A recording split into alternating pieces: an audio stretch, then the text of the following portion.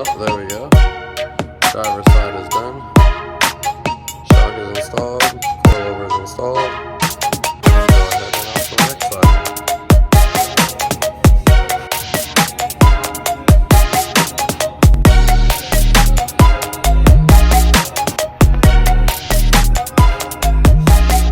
Alright, now we got the passenger side done. So now that the passenger side is all done, I want to let you guys know the rear is probably the easiest. Take the 14 out from the bottom, the 14 out from up top, and pull the shock out, push the spindle down, and you can just pull the spring out, and then you can go ahead and put the new one in, and put the new shock in, tighten it all up, and now we can go ahead and put this wheel on. Let's see if it's got them polishing. Gracious. Woo!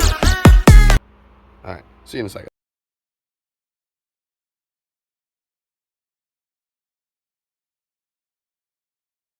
Alright, so she's gonna go for a quick test drive. The rear is pretty much at max low, and the front is not. The front can go a little bit lower, so we will see. Let's see.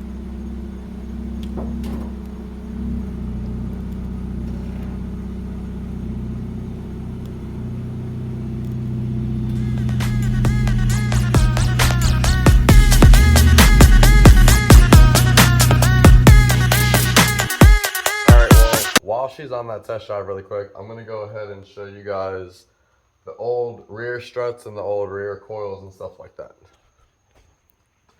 So here are the old adjusters and the only two rubbers that were left out of the board.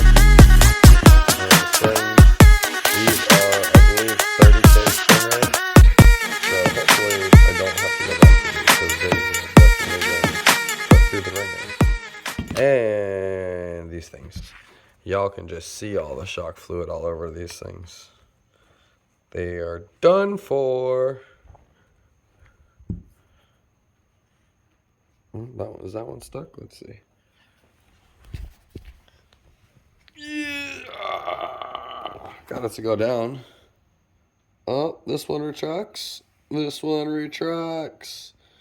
Slowly, not very much, but it's coming. Let's try to push this one down. I pushed this one down earlier. Yeah, that one doesn't move. That one's stuck right there. This was the blown one. That's completely blown. That's that. I think.